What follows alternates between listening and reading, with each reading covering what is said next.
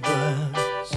Everybody needs good neighbors with a little understanding. You can find the perfect blend. Neighbors should be there for one another. That's when good neighbors become good friends. Well, actually, Beverly would like to have a quiet talk to you. Jane and I will put some more coffee on. Come on. Well, did you have a pleasant evening? No. Oh, I'm sorry to hear that. I probably wasn't very attentive, but then I have a lot on my plate at the moment. Yes, I can imagine that rearranging the kitchen shelving constitutes a major crisis. Beverly. Please don't interrupt. I'll keep this brief. You see, I've met men like you before. Often they feel awkward or threatened, sometimes just plain frightened when they meet a woman for the first time. But you were quite different. You were downright unpleasant. Now, just a minute. The simple fact is, I could have walked out of here on any number of occasions. But since Helen was paying me the courtesy of a dinner invitation, I felt honor bound to see it through. You seem to think you're the catch of the day.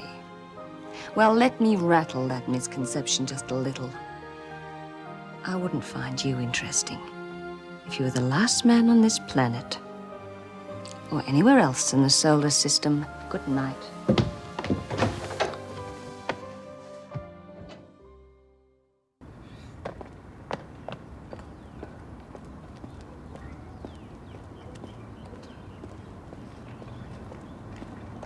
Hi, g'day, Dad.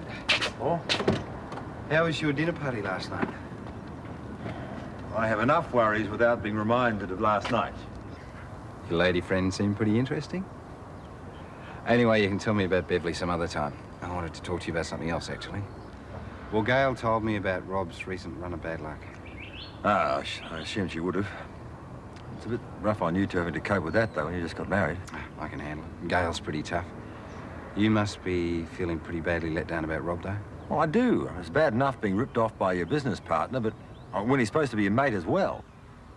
Yeah, well. Look, you don't have to worry about replacing the money anymore. Well, I told Gail that I'd give you a check for 15 grand this morning.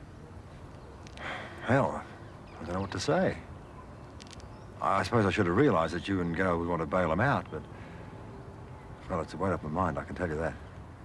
Yeah, well, for all his shortcomings, he is family. And I really don't think he's a thief, Dad. Well, he just got tempted by the thought of making some easy money, that's all. Well, I wish you could convince Harold of that. He's pretty ropeable at the moment, and I've got to sit through lunch with him at the coffee shop. Well, why don't I bring the check to you then? It might make him calm down a bit. Certainly wouldn't hurt. Right, I'll see you then.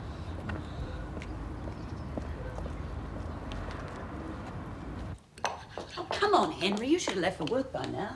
I got a big day today. I need a big breakfast. Oh, you're right, though. I better get going soon. What's the big day? Staining the outdoor furniture. Staining in those clothes? Paul's supplying overalls. Oh. Huh. He's certainly supplying variety, too, isn't he? He's turning you into a jack of all trades. Master of none. I'm grateful to have the work from Paul, but I'd give anything for a little business of my own, you know? Straight down the line, just something to earn a bit of extra money and stop me being tied down all the time. You know, if I were you, I would just be grateful that I'm employed and forget about all the rest. Yeah, I guess so. Oh, it's probably Harold. Have you talked to him about Lenny's job at the garage yet? Well, I've appealed to his compassion, but I've got a horrible feeling his principles are winning. Here's your big chance. Ah, come in, Harold.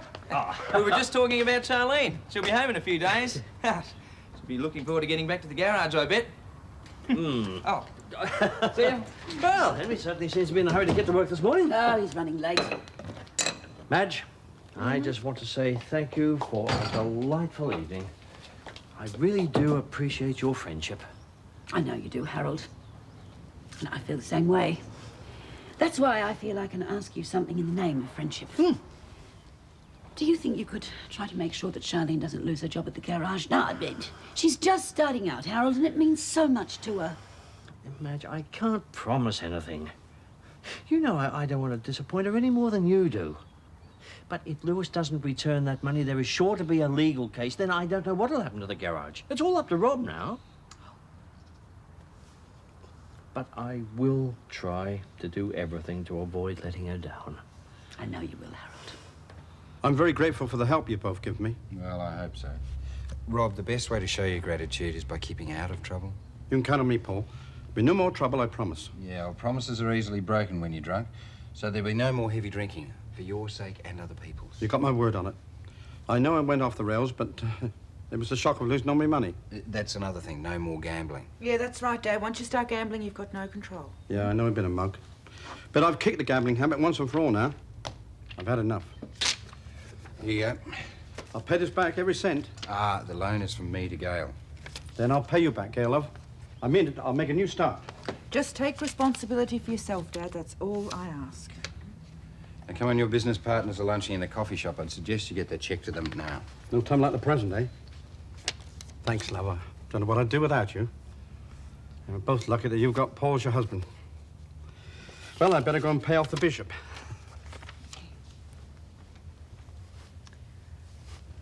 You can't even read. Now, what's that name under 14? Go on, you tell me what it is. Hey, Daph, Oh, hi, Henry. could I have a toasted cheese sandwich and a vanilla milkshake, please? Coming right up. You look tired. Are you okay? Junior's going to be an acrobat. Practice somersaults all night. You should have taken the day off. There are disadvantages to running your own business. Well, it'd suit me. I'd give anything to be my own boss. Just don't kid yourself, it's fun, that's all. Have a look at those two. Even if that money is returned, we can't overlook the fact that our partner tried to defraud us. Yeah, but it wasn't a premeditated crime, Harold. He just got carried away with the stupid gambling. That is exactly my point. How can we possibly trust him again? Oh, here we go. Oh, there you both are. Feeling well, I hope. Not really. Well, this should brighten up your day. There you are. 15,000 bucks. Oh, good. That is a relief. Back to square one, eh, Jim? Hardly. Well, it's no harm. The money's been returned. Lewis, if you think everything's going to magically return to normal just because of this, you are quite wrong. What's your problem? Finding a new manager for the garage is our main problem at the Hang moment. on a moment, Harold. We've got to discuss this. A new manager? What's going on? Well, you hardly expect us to trust you in that position again. Let's not jump to any hasty decisions. Yeah, that's right, yeah. I thought the decision had been made. I cannot and will not work with a man of criminal habit. Criminal? That's not true, and you know it. I'm not just an employee either.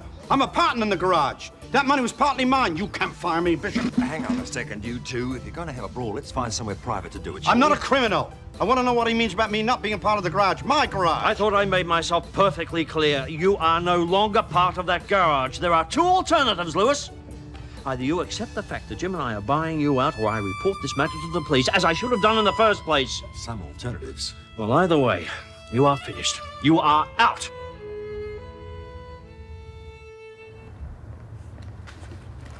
Pump's piling up ahead. Dad, what is it? That stuff's your Bishop. I was lucky to knock his block off. Look, will you calm down and tell me what's going on? Did you give him a check? Yes, I gave him the check. Not a word of thanks.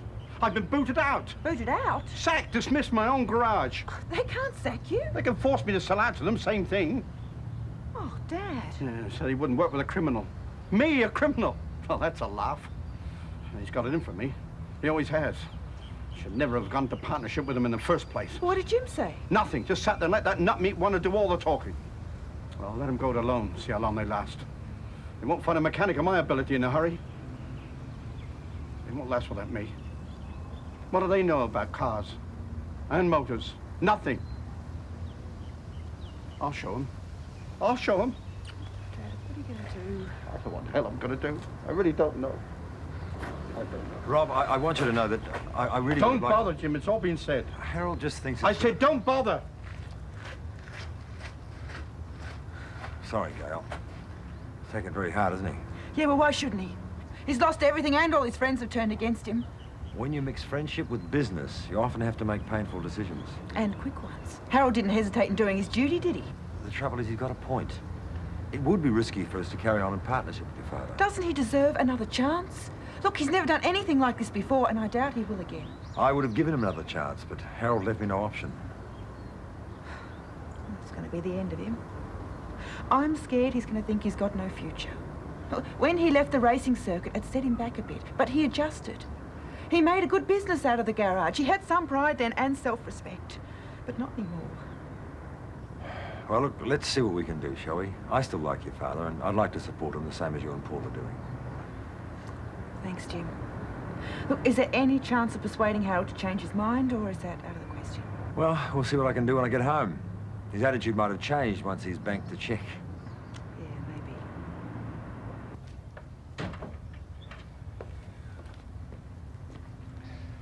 Doing a good job there, Henry. Oh, thanks, boss. No, you're a good worker, I mean it. It's better than being on the dole. Yeah, at least you're reliable. Oh, I've just had the contractors that do the lawns let me down yet again. Yeah? Yeah. So what are you going to do now? Oh, I'll put it up for tenders. It's a nuisance, though. It's so time-consuming. Well, look, I could do... Oh, sorry, mate. Look, I can do the lawns for you. With what? Madge's old mower, Henry? It's a big area. You need heavy-duty equipment for that. Look, if I come up with the right equipment, will you give me the contract? Yeah, probably. Well, I'd rather have you working for me than somebody I don't know. Terrific. Well, I'll see if I can organise something. All right, but don't leave it too long, eh? Because these guys finish up as of today, and I don't want the place looking scruffy. Besides, you're going to have to prove to me that you can handle it. Yeah, you're on. Look, I'll get back to you soon. All right. I could start up a whole lawn mowing round. First Erinsborough, move on to Wenmore. Oh, it's boring paying bills, isn't it? It's when they arrive, that's what I hate. Opening your mail and finding one of the stupid things. I tell you what's worse, getting somebody else's. The last couple of weeks I've been getting my ex-husband's. He's done this before. He shoots through and leaves my address for his creditors. That's nice of him. Oh, if I get my hands on him, I'll throttle him. Do you know, he sent a cheque to Charlene as a wedding gift and they bounced it. Oh, what a rat! Oh, exactly. Believe me, it's no fun being Mrs. Fred Mitchell, even if we are divorced. You're not going to pay his bills, are you? No, not likely. I've paid enough from taking his name. I won't pay any more. Guess what? I figured it all out. I am going to make money, heaps of money. And all I need is a lawnmower. Jim? Oh, Harold. Now, what's this all about? Well, I was going to save this till tonight, but I thought I might as well get it out of the way before Mrs. Mangle gets home. You want to talk about Lewis, right? Right, yes. Being tossed out of the garage has hit him very hard. I'm not going to change my mind, Jim. He stole that money from me and you. That's not how he thought of it, though. I know he was an idiot for gambling, but he lost his savings as well. So then he decided to steal from us so he can make yet another disastrous bet. He didn't even consider that he might lose. Well, when he did lose, he lost all right to be trusted. Are you sure you're not just getting back at him? I mean, the two of you have never really hit it off, have you? Right from the start. If you're suggesting that I'm taking some sort Get of down malicious... off your high horse. I'm just saying that you wouldn't choose to mix with him socially. All Lewis did was confirm that all my instincts about the man were correct. He has no principles whatsoever. All right. So what are we going to do about a mechanic? Well, we'll have to find another one, of course. Stan and Charlene can fill in the meantime. Stan's not a bad mechanic, but Charlene's got no experience at all. I mean, the business will go down the drain in a week. There are other qualified mechanics around, Jim. Look, why don't we keep Rob on? I shall take responsibility for his behaviour. You can have absolute authority over the books, and he needn't have any access to cash at all. I'm sorry, Jim. All these problems with the garage, they... Do what you like about Rob. You mean that, Harold? We can keep Rob on? You can keep Rob on. Now, I have given this quite a bit of thought, and there are other people involved, so... I think it'd be better for everyone if I withdrew my investment from the business. Harold? I'm sorry, Jim. I'm dissolving the partnership. From now on, the garage is yours and Rob's. I am out of it.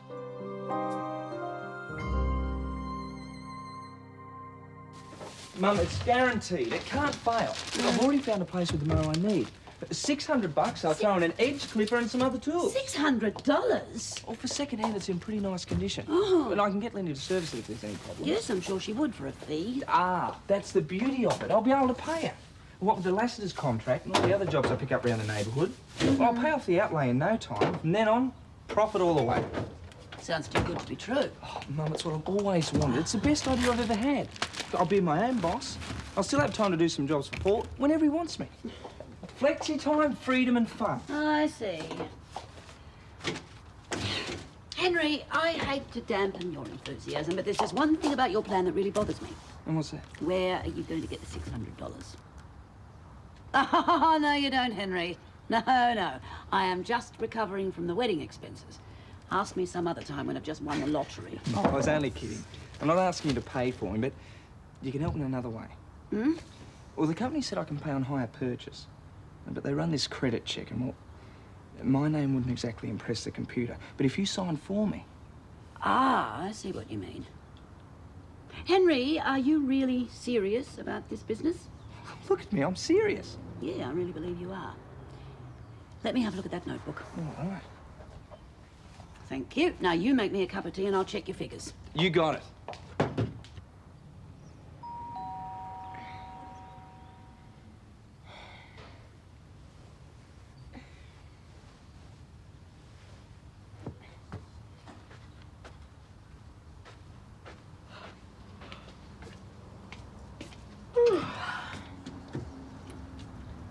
Hi, Harold. Come in. Oh, Daphne, I'm sorry. I've called at an inconvenient time. I didn't wake you up, did I? No, I had to get up to answer the door anyway. I was wondering if Des would be home. No, he's not back yet. Will I do instead? Oh, no, well, it's a banking matter, actually. Transferring some funds. In or out? Both. I think perhaps I owe you an explanation of the outcome of this morning's unfortunate incident. Come and sit down. Thank you. I've taken quite a big step, actually. I've dissolved the partnership with Jim and Rob. I thought it was Rob who was leaving. Oh, not that I was listening in or anything. You guys weren't exactly whispering. Well, it all came to a head when Rob just wanted to carry on as if nothing had happened. Oh, well, it's all done now. Jim refuses to let Rob go. I've refused to work with Rob, so partnership dissolved. Wow, this really is a big step for you. What are you going to do with yourself? Wish I knew. I can't even stay at home and relax. Not the way things are with Mrs. Mangle at the moment. Yes.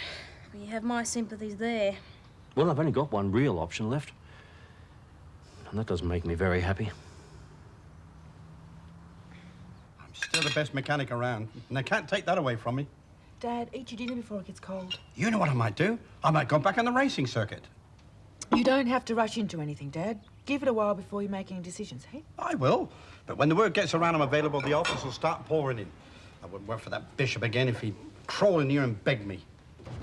Oh, Dad, come on in. We're just having some dinner early. Is Rob here, Paul? Yeah, he is. Hi, sorry to interrupt your meal. Well, I've been having a chat to Harold, and there's been a new development.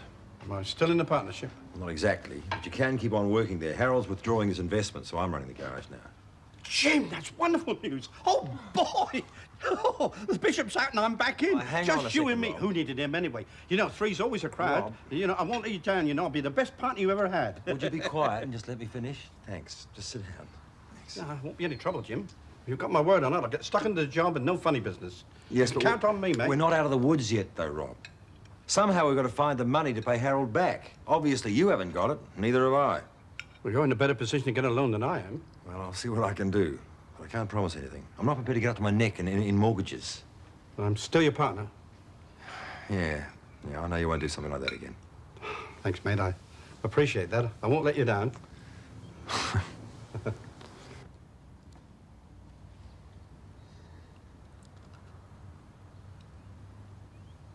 All right, I'll do it. Mum, you're unreal. Ah, now, just a minute, Henry. I said I'd sign the forms. The repayments are up to you. No worries about that. Well, the instalments won't be much for a loan this month. Yes, you do better with bank interest, but the last time I approached Des, he had to knock me back. I don't want to put myself in that situation again. It was a real stroke of luck, Paul, telling me about the lawns. Oh, really, Henry? I'm just so proud of you. I mean, that's the reason I'm signing the application form. I admire anyone who's prepared to battle to be his own boss. Hello? Oh, Harold. Something going on? Take a look at an almost self-employed man, Harold. I'm starting my own business, a lawn mowing round. I've as good as got the contract at Lassiter's. Well, congratulations. You're a man of initiative, eh? That's just what I was saying before you came in. Well, I've got some news like that, too. Well, the opposite kind. I've gone from being a partner in business to being unemployed. Unemployed? Well, Jim and I couldn't agree what to do about Rob, so with Charlene's apprenticeship in view, I thought it'd be the best thing for everyone if I just pulled out and left the garage to them. Harold, I don't know what to say. I mean, I'm very grateful for Charlene's sake, but... Well, this is all so sudden. What are you going to do? Yes, well, I have come to a decision. That's what I've come to tell you about. I have decided to leave Erinsborough. Oh, Harold. Well, with losing the business and the atmosphere at my lodgings the way I am, I've certainly done my dash here. Just feels like a good time to move on to somewhere new and start afresh. Where will you go? Oh, Adelaide, probably. Give me time to spend some time with David while I think about the future. Well, certainly miss you. I think I'll duck out and grab a breath of fresh air for a minute. I'm sorry, Madge. I know this has come as a shock to you. Do you really mean it, Harold? You're really going to go? Well, I can't think what else to do. There's nothing left for me here. Is there? Oh, Madge. What about us? Doesn't our relationship mean anything to you? Of course it does. I treasure our friendship more than anything else in this world. Well, then how can you leave? Well, surely we can still be friends. I mean, we'll always be friends, no matter where we both live. Harold, I don't want you to go. Please don't go.